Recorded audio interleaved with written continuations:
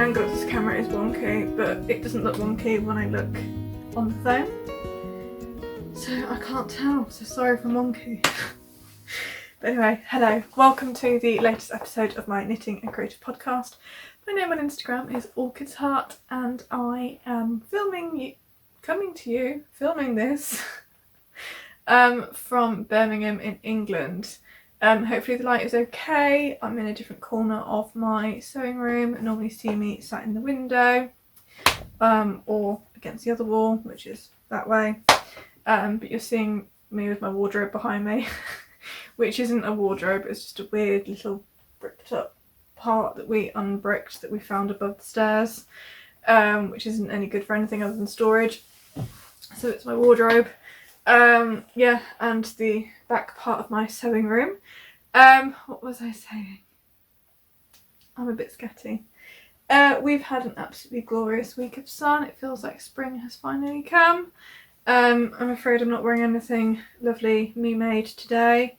I've had a couple of days off, and I've been doing some things this morning that I don't have the energy to do during the week, like cleaning out the fridge and seriously unglamorous stuff like that. So I'm just in leggings, t-shirt and a shirt, which is not actually an outfit I normally wear. I'm not normally like a shirt, t-shirt, leggings kind of person, but I am now in my third trimester, I think. I've lost track of time, and I'm running out of clothes that fit. So I kind of save the good clothes that fit for when I leave the house.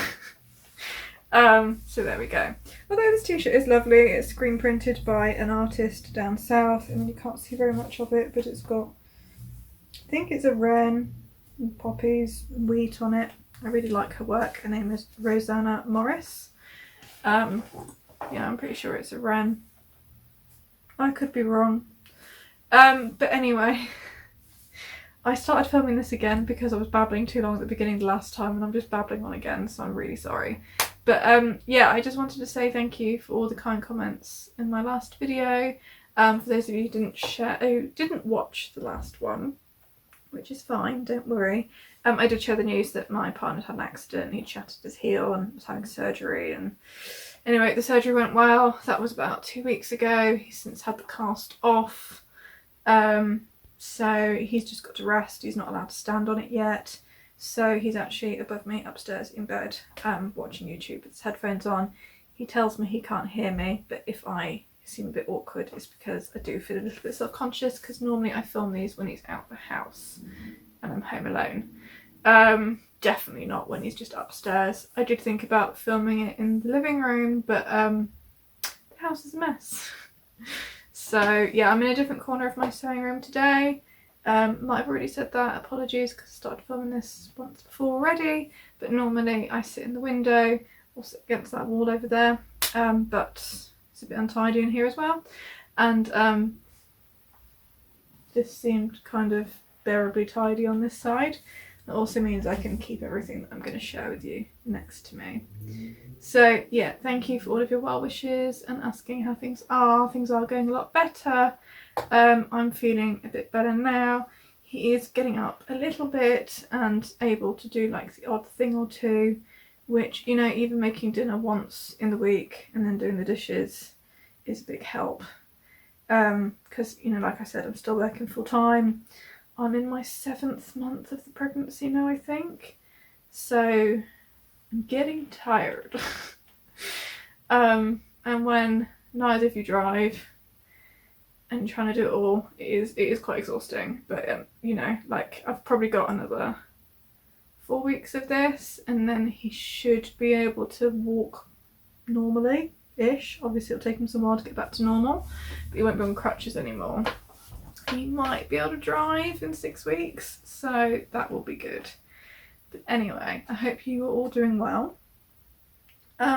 Yeah, so my name on Instagram is Orchid's Heart. I'm also on Ko-fi. If you would like to support my channel or my videos through Ko-fi, then thank you to everybody who has. And a really big thank you to anybody who has gifted me a pattern on my Ravelry wishlist. I did have a couple over the last week or so, especially baby knit patterns, so thank you very much. yeah, I'm really excited to be knitting on those, either in the lead up to my mat leave or during mat leave, maternity leave. So thank you so much, you really made my week, especially when it's been a bit of an emotional couple of weeks. But yes, I have quite a lot to share, and it's not all knitting. So I don't know how much, I'm probably going to film everything that I want to share, but I don't know how much is going to make it into this video, because I don't know how long it's going to take to talk it through. I have one finished object for knitting, a couple of whips. I was going to share a bit about my spinning, or attempts anyway. I have started a sewing project. I've done some dyeing, not natural dyeing though, over dyeing with thrifted clothes, and I thought I would just share. And I have been restocking my skincare cupboard with some handmade cosmetics. So yeah, I think that's everything I planned to talk about. Yes, I couldn't read my own writing then, that's not good. So yeah, I mean, my only finished object is not that glamorous. But it is my Christmas socks from last year.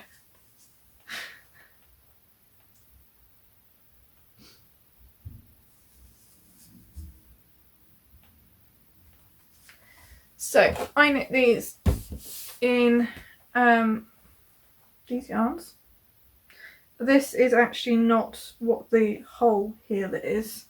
You might be able to see, I don't know because the light in here, that the last kind of ½ an inch is a slightly different colour. So I had, when I went to America the first time, which was not last winter but the winter before, I bought a couple of sock sets by Grenouille Fibre. Although this might have come from a mini skein set I got later, I can't remember. But the main yarn and one of the contrasts, and it was like a Snowdrift, it was called or something, was this one, and then that one, and then maybe it was a blue or a black, I'm not sure. Because I bought two sock sets, one was called Death in the Afternoon and one was called Snowdrift or something. But anyway, I had in my stash, after having knit some other socks, like that colour and these two, and I decided last December that I was going to knit my Christmas socks with them. And I did cast on another pattern that had like a bit of a mistletoe pattern, etc. Didn't really get on with it because, I don't know if you can see, but this part of the skein is very speckled, a lot more than this one. And so the mistletoe pattern got really lost in the yarn. Probably would have been alright actually on this one. But yeah, I mean, even though it's the same skein of yarn, this one's a lot more speckled than that one. But anyway, I only got up to, and so I recast them on because I didn't like the mistletoe look, and I just did like a picot edge cuff, which I actually copied the cuff instructions from the Persephone Mittens from Knits About Winter. It's exactly the same, it's the same stitch count, because that's the number of stitches that I normally knit my socks. So I did it exactly the same as I would have done for the mitten cuff, and then just knit a plain vanilla sock. But I got to about here on it, and that was when like the first semester illness, sickness, fatigue, everything kicked in. I mean, the fatigue actually had already kicked in by that point, but that's when I felt truly terrible. And so I just sort of stopped. I had no desire to work on them at all. I don't know, there was something about small needles, fine yarn, wasn't interested at all. I did barely any knitting over Christmas. So I just, you know, they were languishing in my bag for a really long time, and I decided this year that I really did want to finish those languishing whips. So that's another one ticked off. But it was evident when I was working the second one that I was going to run out of yarn for the heel. So when I was at Wonderwall a couple of weeks ago, Lay Family Yarns did have like 20 gram minis, and there was one that was a very similar colour, and so I bought that and just finished the heel. And then did the toes and the green, so they're kind of in Christmassy colours, but also not really. And I think I have decided that I'm going to put these away for Christmas, probably, for myself, or at least for the autumn, maybe. I don't think I'm going to start wearing them soon. only because my feet are a little bit swollen now and it is kind of warm, so probably I don't need to wear them, and it seems a shame to wear them just once or twice now when I could have a lovely pair of new socks for this autumn or winter. So yeah, that's my only finished object. So whilst we're talking about languishing whips and socks, I found another languishing whip in the cupboard. I thought I'd shared all my languishing whip socks in a video a few weeks ago, but I clearly hadn't. So sometime last year, heavily inspired by Woolly Mammoth Fibre Co., I had cast on some Scrappy ribbed socks in her natural sock 4-ply. Yeah. So she did something really similar and I really liked them. So I had cast on and I'd gotten as far as, again, halfway through the heel flap. That seems to be my place to stop, which is a bit irritating. And so I've picked these back up. They seem really lovely and spring-like, so I'm really enjoying working on them. And I just kind of have like a collection of minis from her in some really lovely colours, because during lockdown I did get a bit Woolly Mammoth obsessed. I think the combination of suddenly having more free money because I had no social life, and finally being confident in my knitting, and just generally finding everything she does really beautiful, I did indulge. And I didn't initially want to make socks with them, but equally I tried casting on a few different projects with the yarns, and I was never that happy, but I really liked the look of her socks. So I think these will just be some really lovely house socks, because I have some other no nylon socks which I wore in the house a lot over last winter, and I just really enjoyed the way they feel on my feet. The heel, however, is a naturally dyed mini from another dyer. I cannot remember the name. I think she's from Folkestone or something like that, and it has got a little bit of nylon in it, so the heel will be slightly more hard wearing, and I will use it for the toe as well. And I have a couple more in some other naturally dyed colours, and so they'll be really scrappy. The socks are not going to match, but yeah, so just enjoying all the lovely spring colours. Although I might start them both the same way. I don't know. But anyway, so that's where I am with this one. I'm really worried it's a bit dark in here. Just gonna see. It seems like the light is okay, so hopefully that's alright.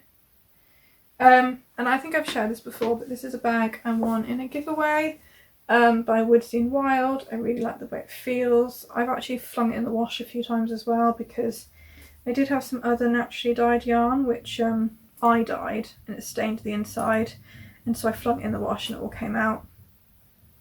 And then just a couple of enamel pins by Katie Greenbean. So yeah, this is my favourite sock knitting bag because, you know, it's not very big but it fits everything in. And this zip pocket is actually perfect for my DPNs, which I use for knitting socks. They fit in really well and they don't fall out, so I have all sorts in here. Tiny sock circulars, a crochet hook for picking up the heel stitches, all kinds of things, my DPNs, a bodkin which is a thick needle for weaving in the ends, all sorts of things.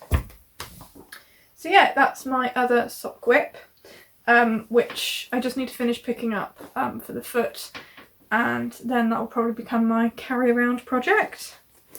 My next whip, which I think I showed you some of last time, which might be a little bit difficult to show you now. Yeah, maybe. Not sure how much this is going to resemble anything.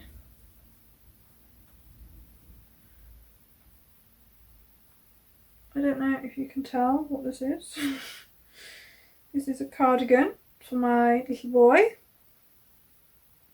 I am working on the sleeves. It's actually entirely knit flat, which I normally don't like doing. So right now I am knitting the sleeve flat. But because it's in garter, if I knit it flat I can knit the whole thing rather than knitting and purling. So I am going to knit it flat. And I might sew it up on the sewing machine. Has anyone done that before?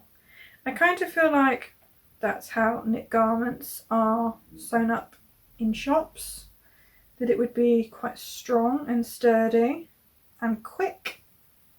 I don't know, what do you think?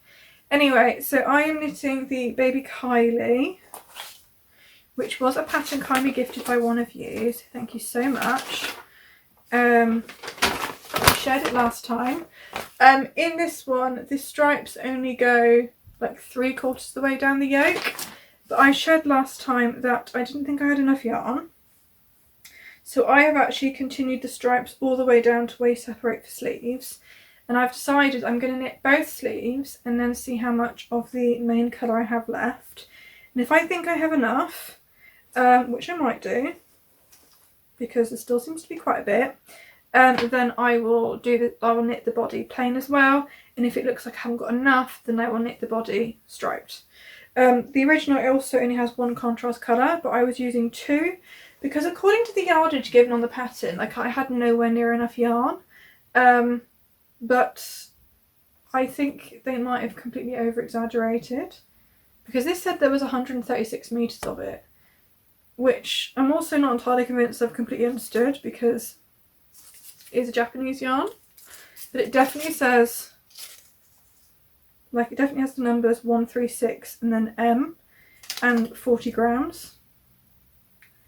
So I don't know. So I was really worried about running out of yarn. I would have preferred it to be just green and grey, because I think that colour combination was really classy looking. But it is what it is. It's a bit of a scrappy sort of small cotton knit, and I'm hoping this will fit him when he's newborn, because it is cotton. And I've knit a newborn bonnet in the green to go with it, although it doesn't really go because it's a different kind of style, but it goes well enough. So that's what I'm working on for the baby at the moment. And this was a bag I was given for my birthday from my friend, which actually coincidentally has been used for all my baby knits so far, because they've all been quite small. I just like the cute sleepy animals on there. She didn't buy it for baby knits, she just bought it for my general knitting, but it's kind of become my baby knit bag, so I've been enjoying that. So there's that one, which I might do some work on later, because a friend's going to come around for a cup of tea after dinner. And the sleeves are quite basic. I mean, I should finish that soon. I've just been a bit distracted with this project. I better put the instructions back in. I can't remember if I'd cast this on last time or not. Whether I've definitely mentioned before that I was going to do this. But I have been knitting the Ovis by the Petite Knitter. I always get Petite Knit and Petite Knitter mixed up. I have just recently finished another pattern of hers, the Tuku, which I shared in my last video. And I wanted to cast this one on now, because I want to finish it, or at least get all the complicated stuff done before the baby, because I am changing it slightly, so it does require some brain power, and yeah, I know that that's going to be lacking when I've got a newborn. So there we go. So yeah, I don't know if you can see, but it's got lots of different patterns, but I'll show you mine, because I am about halfway through the yoke, maybe slightly more. Why are you all tangled up?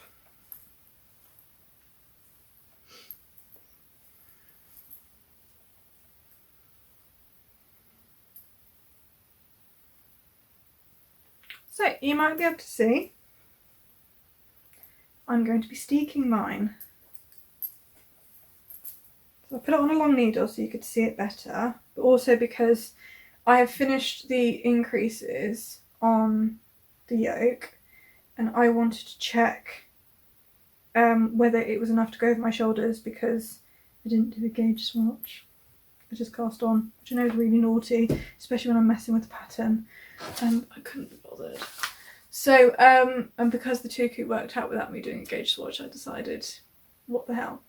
So I am about here on the pattern. So so I've got 2 kind of bits left of the chart to do. So according to the yarn amounts given, you needed of the white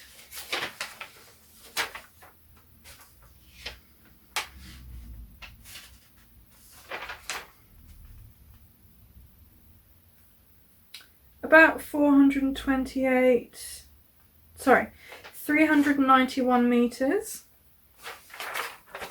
I had a skein of this which I bought on holiday. Do I have the label here? In France. It is, just says pure wool of Normandy.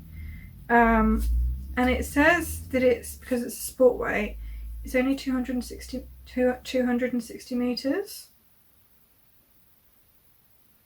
and 100 grams, which to me seems DK, but there we go, which is fine because the pattern's DK. But this is not 390 meters, obviously. It said it was 260.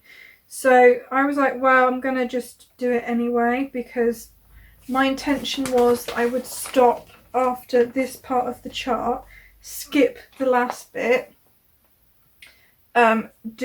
because the last increase is just after this green bit. So I'd skip the next portion of the chart and just do the last bit that fades into the body of the jumper, and then do the same amount of rows that would have been here in the main colour to compensate for the fact that I'd shortened the yoke. But I've gotten to that point where I was going to skip, and I've still got loads left. So I did 1 row, I weighed it, and then I did a row, which was a plain row, all white, weighed how much yarn that took, and worked out that I had enough left to do 12 rows of pure white. And I have something like 15 colourwork rows left. So I think I have enough to do the yoke as it says, even though I'm over 100 meters short. So I don't really know how that works. Maybe it's because I didn't do the gauge swatch. I don't know. All my gauge is different. It's possible. So I was going to make that modification, but now I'm not. So I have put in a lifeline just under, on the plain row, underneath the green and underneath the last increase, so that if I do run out, I can just rip back and revert. Because I don't have enough of my main colour, which is this dark brown, and because I didn't have enough of the white, I did do my 2 colour neckband slightly different, because she uses her main colour and the white for the neckband, and I was trying to save as much white as possible, which is again maybe why I've got some left. And I had quite a lot of the black, and you only need the black for like the sheep face. So I thought, well, I have plenty of black, so I'm going to do the neckband with some black so that I can then use the black on the button bands and hopefully the cuffs and the bottom. I'm hoping I will be able to do the cuffs and the bottom the same as this, so it all matches. We'll see if I have enough yarn or not. I might have to do like a plain black button band, we'll see. So far I knit the neck flat. I then cast on 3 stitches, joined in the round, and then just started knitting the chart. I skipped the short rows because I think the beginning of round in the pattern is here, like the back left shoulder or the back right shoulder. I think it was the back right shoulder. And I couldn't for the life of me work out with the short rows how to do them. Sorry, I'm starting to lose my voice a bit. When my beginning of round is in the centre front. So I thought I will knit the whole colourwork yoke. Before I separate for sleeves, I will make up some short rows. Because I can see from the pattern how many I need to do. I think it's about 6. And now that I have a reasonable amount to look at, I think I can work out, because I think you need to go from like quite far at the front all the way to quite far at the front the other side, and then a bit shorter, a bit shorter, a bit shorter, so that eventually, you know, they're just on the back, I think. If you have some expert tips, do let me know. Again, I will put in a lifeline before I do that, do them separate for sleeves, knit like an inch or so, and then try it on and see what it looks like. But I know you can do short rows after colour work. I've done it before on other jumpers, so I'm not too worried that I've moved them from above to below. I also think that it will make the pattern on the yoke maybe lay a bit better because I won't have a wedge of white on the back. So yeah, the only thing that was an error really is that because hers is a circular yoke jumper and there isn't a split down the front, or sorry, because her beginning of round is like at the back here, I have an increase right next to the button band on one side, so one side isn't that straight. But I'm hoping once I've blocked it and done the button band that it will look a bit neater. I'm just going to check how long I've been recording. Apologies, I've almost definitely been recording long enough that it's probably cut me out for a few seconds at some point. So I'm really sorry if at some point I've said something that didn't make any sense. Hopefully I put some words on the screen to explain what I was trying to say in that moment. But yes, that's my Ovis jumper. Once I've done that last portion of colour work, I've done the short rows and I've split for sleeves, it should just be plain stockinette. At which point I might put it down for a while and work on something else a bit more complicated, or I might just crack on and finish it because obviously doing the button band at the end is a little bit faffy, so I probably don't want to save that for newborn baby fog time. Also it'd be quite nice to have it for the autumn. I didn't tell you what yarn it was. So I'm mostly using leftovers and stash. I told you about the cream. The black and the grey is 50% Gotland, 50% something else from Fibre Tales. The green is some leftover naturally dyed, and I think it's also a Gotland blend. I think it's Gotland and BFL, naturally dyed by Shilasdair, and it's absolutely gorgeous. And then the brown is this yarn which I bought on holiday the first time I went to America, and I don't really know what it is, but it's a really nice rustic brown grey yarn, and I knit the Unarmoured Defence Cowl, which is over there, in it, but I'm going to unravel it because I don't like it in that yarn. So it's basically a jumper of holidays almost, other than the Fibre Tales yarn. I bought the brown, the cream and the green all on different holidays, so that's quite nice. I should have brought myself a glass of water and I did not. Yeah, so I think my next cast on, because it is starting to get warmer, we are about to have another week of rain, so I feel like I'll be embracing the autumn knits again. But when it was starting to get really warm, I did start thinking about my summer projects. And I thrifted this yarn a few weeks ago. I did share it with you. It's Rowan Pure Life Revive. It's recycled silk, recycled cotton and recycled viscose. Pretty much in equal parts. It's a DK yarn. I've got 5 of these and there's 125 metres in each one. And I am going to make my first short sleeve Ranunculus. Well, my first Ranunculus, but mine's going to be short sleeve and it's going to be a summer one. The yarn has lots of different flecks of colour in it. And it feels quite nice actually. So I'm thinking I'm going to cast that on soon. And so perhaps when I've finished the colour work on that one, my Ovis, I will then knit on that during work meetings and do the cast on short rows and lace section of this in my evenings. So there we go. And then I'll have a nice lovely, hopefully summer tee to wear.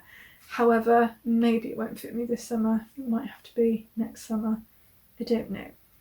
Because I don't want to knit things for my body now necessarily, because hopefully I'm only going to be this size for a couple of months. And it seems like a waste of time. And I think I'm a bit short on yarn, so I'm making it for roughly the size I was before. Is quite a flexible, loose-fitting garment. So, you know, there will be a bit of positive ease. So, you know, if I don't go back completely to how I was before, it'll still fit fine.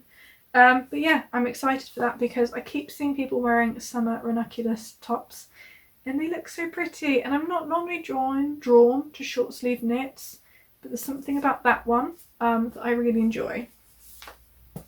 So I am looking forward to that.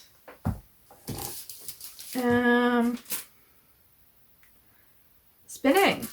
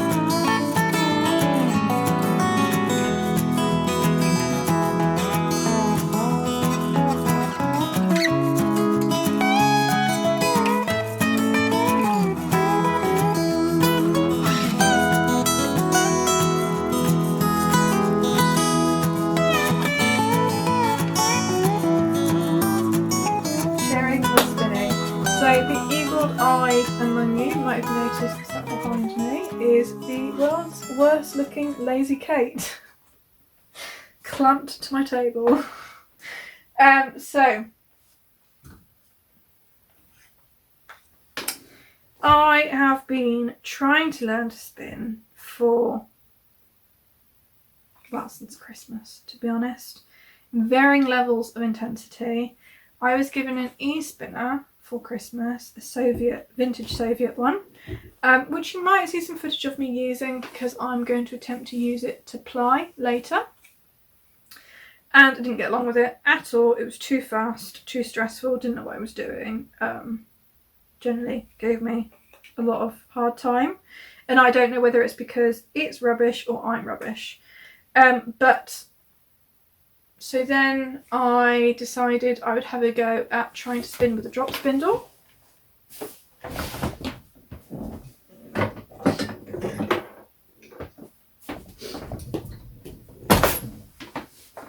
Which I found incredibly tedious and didn't enjoy. I was given this for Christmas and it's some incredibly chunky rope, basically.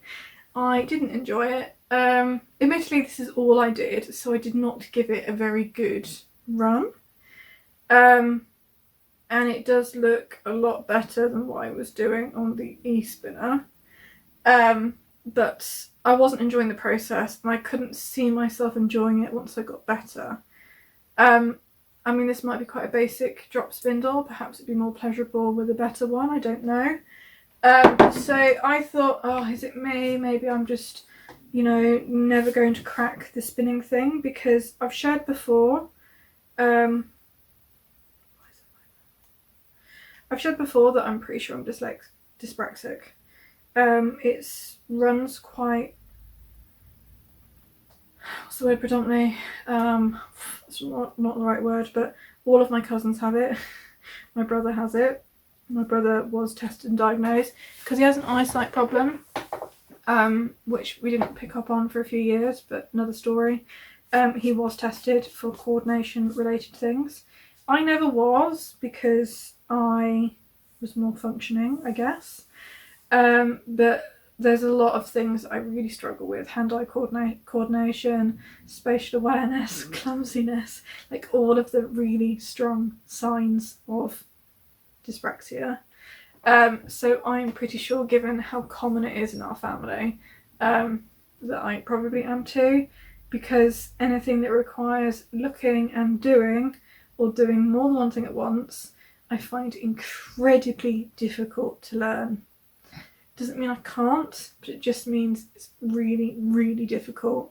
And so I was convinced that spinning on a spinning wheel would be impossible because you've got to treadle with your feet and you've got to do something with your hands and your eyes might be focusing on something else as well.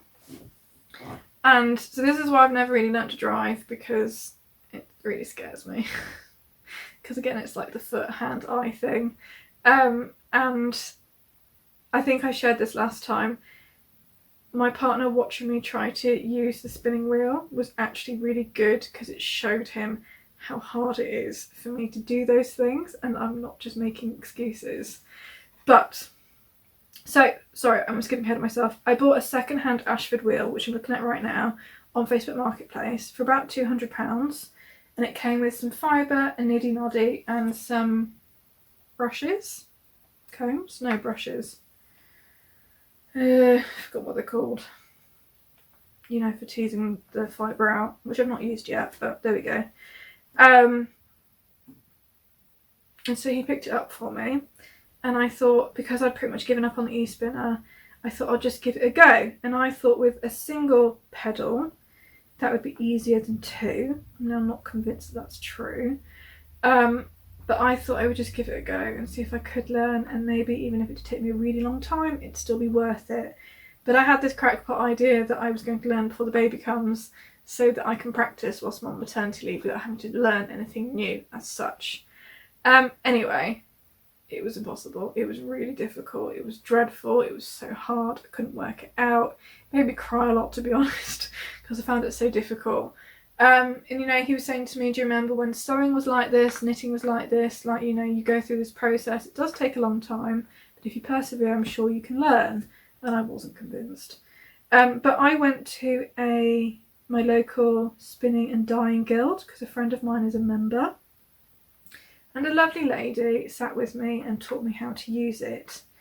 I think again she was a bit confused at how hard I found it, because she kept explaining to me over and over again what I needed to do, and I was like, yeah, no, I get it, I just can't do that yet. Because I would get the treadling down, and then the minute I started, what's it called? You know, when you tease the fibre out. Sorry, I've gotten to that point where I've got pregnancy brain. You know, when you're pulling it out. I couldn't do that at the same time as treadling. So she was like, oh, we'll just practice treadling without any fibre, and then I'd get that going and be fine, and then we'd start doing, you know, the actual spinning, and then it would all go to hell. So then she was treadling and I was trying to do the spinning bit. And I could just about do both badly for a short period of time, and then I'd all get out of sync and get really muddled. And so, I mean, that was also the day that my partner had his accident, so my brain was a bit all over the place. He wasn't in Birmingham, so there was nothing I could do, so I went anyway. But so I was a little bit absent-minded, waiting for updates and phone calls from him from the hospital. But I took it back, I persevered, and I carried on, and I ended up with these two atrocious bobbins of Corridor, which I bought from Hilltop Katie, who's based in Wales. They are really bad. They are underspun, overspun, thin, thick, everything. But I did it.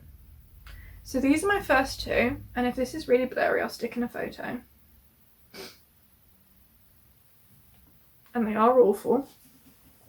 But I'm hoping today that I am going to apply these two awful bobbins, which may or may not be a good thing. I don't know whether it is worth applying something so awful, but I've never applied anything, and I'd rather experiment on this than the one I'm doing at the moment, which is much, much better. And so I asked my partner, could we DIY some kind of lazy Kate situation so that I can apply them together. And this crude and scary contraption with some old vintage knitting needles is what he put together for me. I mean, he literally drilled 2 holes in the wood, a bit fluff, and jammed some vintage metal knitting needles in there, which shouldn't fall out. Well, maybe that one. I don't know. That one's really wedged in.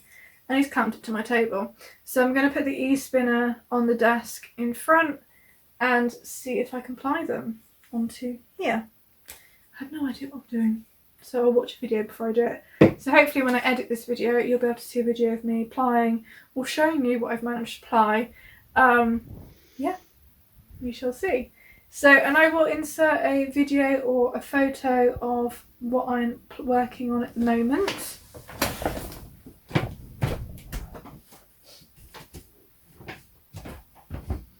But this is some more fibre I bought from Hilltop Katie around Christmas. But this is a Cormo, I believe, and it's in these like wintry colours.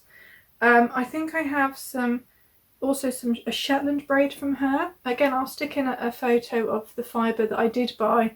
This is the fibre I bought over Christmas before going to Wonderwall, and it was kind of my like learning to spin fibre. I bought some Cormo, some Shetland and some Corriedale to have a go.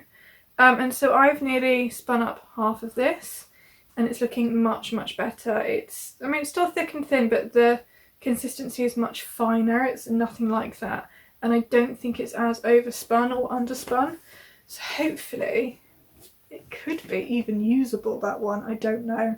I don't think this will be. But yeah, so that's my spinning so far. But I wanted to share because I was really convinced I'd never learn. I mean, obviously I've still not made any yarn yet, but I feel like the hardest part I've kind of crossed over. I definitely need to work on my back posture whilst spinning, because I have to be quite close to it at the moment, and I definitely need to, it hurts my back, so I need to be a bit more mindful. Obviously perhaps it's the pregnancy is also adding to that. I don't know, but we shall see. I think I might be talking quite quickly, I'm sorry.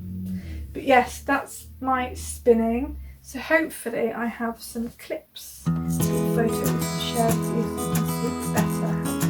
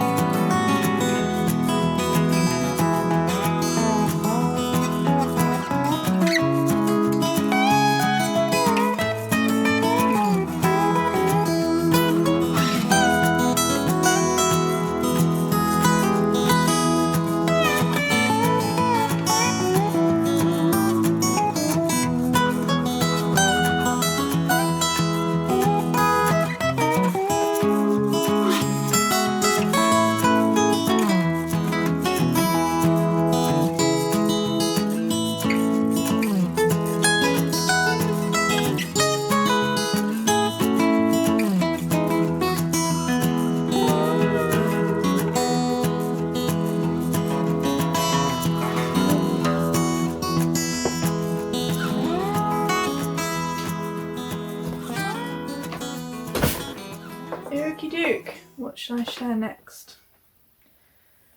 This is at the point in the video where I don't know whether I've probably already talked about too much and whether some of this will go in another video or not. But I know you guys who watch these are probably all creative types and like doing other things as well. And I just kind of wanted to share a few other experiments. So the last thing I'm going to share with you today is I spent the whole of yesterday morning restocking my skincare pantry. I did share a video before about me making these things. I'll see if I can find it and link it. But sometimes people ask me about this, and so I'm basically resharing what I shared before. But I follow this lovely lady on Instagram She's not as active as she used to be because she had a baby about maybe a year ago. But she has this really wonderful book called Botanical Soaps. It's a bit misleading because it's not just soap in here. It's got solid shampoo, it's got hand cream, it's got all sorts of things. Botanical skincare maybe is more accurate, I don't know. And I did a free online class during COVID with her about making solid shampoo and hand lotion. And they are now my go-to recipes, and both the recipes are in here, so you could totally make it just from this book. So I made from this book the rose and geranium solid shampoo. So I might have times the recipe by 4 or 5, I'm not sure, and made quite a few. The only fancy thing I really have that maybe you guys wouldn't is my partner made me a mould so that I could make them like more similar in shape to the ones you buy in Lush. It's not necessary. I just didn't really get along with the silicone moulds, because you'll see in the video the one I use is metal and I hammer it in so it compacts it, and so it comes out a lot firmer. When I was using silicone moulds I couldn't compact it well enough, but I'm sure you could kind of DIY something with, I don't know, 2 silicone moulds and a hammer or something, I don't know. But these are still drying out. By tomorrow they'll be fine to use. But I normally make at least 3 because they have a really long shelf life, and you know, it's easier to make a couple than just one. I mean, this one is a little bit deformed because it was quite soft when I took it out of the mould. Because normally I would make one, like I'd make the mixture, cover it up, put one in the mould, let it firm up a bit before taking it out, etc., and then keep spooning more in and do it over a couple of days. But I just wanted to blitz what I wanted to make all in one morning. So they're not as neat as they normally are, but that's not really a problem. I had thought I would do a lot of batch making of these things on my few weeks off that I have before maternity leave. But my shampoo ran out and it really is easier to make a couple rather than just one. So this will probably last me 6 to 9 months, maybe a year, I'm not sure. I feel like a year maybe is an exaggeration. So I might make another batch before I go on maternity leave just to put in the cupboard. And in these I've got a little bit of geranium oil, like essential oil, but quite a bit of lavender, which isn't the scent that she recommends, but I didn't really have enough to do what she said. So there we go. I also made from that book a couple of jars of her basic lotion. So this is just a basic blend using shea butter, jojoba oil, and then a few other ingredients. There are some like maybe harder to buy ingredients like emulsifiers and things like that. I will say this is quite an expensive hobby to start, but because all the ingredients are dry, they pretty much do have a long shelf life before you mix them up. And so I probably invested in some ingredients about 2 years ago, maybe longer, and I'm still using them. And you know, I get to have natural, cruelty-free, vegan, nice smelling products that work really well for me. I have found that the shea and jojoba blends, even though she says it's a hand cream, I can use it on my face because they're both oils and fats that don't block up your pores. So this is a hand lotion, but I use it as just everything. So again, I will probably make a much bigger batch with some bigger jars, because there is a preservative in there when I'm on leave, but this will keep me going for a little while. I'll probably have one up here in my dressing table, and maybe one downstairs on my desk. Or I'll put one in the fridge if I'm not using it. I then made a very similar blend, but you'll see this one is maybe a bit yellower.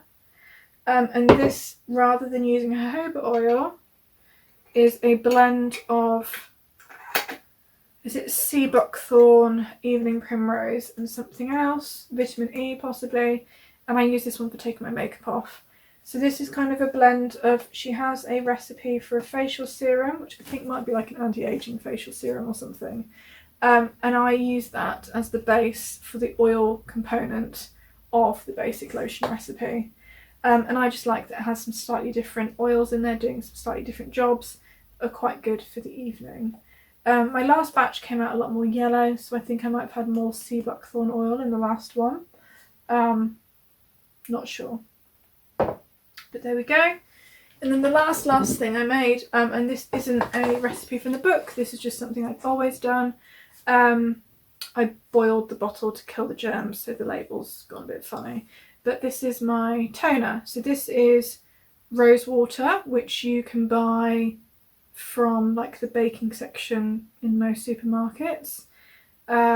It's got a bit of witch hazel and a bit of tea tree oil in there, and it's just like a basic toner, which I find quite nice in the mornings when I'm not putting my makeup on.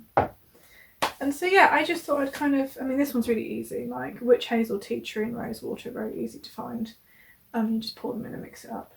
But that's kind of, if you are interested, my basic skincare. And that's pretty much all I use, really, to be honest. And I really like that when I've run out, I don't need to go to the shop. I can just make them up. And normally, I can probably make a batch of cream in about half an hour and shampoo in about half an hour, but it took me a really long time because I was filming it. And because it's warmer, so it was taking longer for things to cool down, because some things you have to wait for them to get to a certain temperature to add certain ingredients. All explained in this book, so I really recommend. But that's everything for today. That was quite a lot. I don't know how much you ended up seeing, so thank you. A bit tired now. Thank you for watching. If you do feel like supporting me on Ko-fi or by sending me a gift pattern for my Ravelry wish list, please see the links below. Yeah, I don't really have anything else to say. I have said too much. Yeah, thank you for watching. I hope you enjoyed this quite varied catch up on what I've been working on. Like I said, I have had a couple of days off. I'm also not really leaving the house very much at the moment because looking after my partner. But yeah, I'm going to have a rest, a cup of tea. I'm going to do a bit more knitting on my Ovis. And then I'm going to psych myself up to apply this on the e-spinner, which I'm hoping will be really easy. I don't know if it will be or not. I did also make a cake this morning, so if you're lucky you might get to see a picture of that. So I might go a bit cake. But yeah, thank you very much. I hope you all have a lovely rest of your weekend, and I will talk to you soon. Bye.